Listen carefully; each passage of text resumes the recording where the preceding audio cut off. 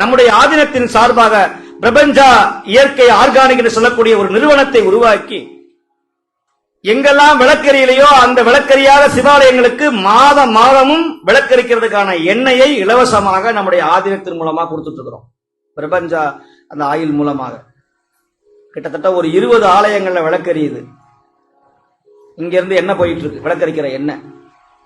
ஏன் அதுல வரக்கூடிய அந்த லாபத்தை எடுத்து சிவாலயங்களுக்கும் நம்ம யாட்டையும் போய் கையேந்தி நிற்க கூடாதுங்கிறதுக்காக அந்த தொழில் மூலமாக வரக்கூடிய வருமானத்தின் மூலமாக வரக்கூடிய அந்த வருவாயை எடுத்துக்கொண்டுதான் நாங்கள் தொண்டு செய்யறோம்.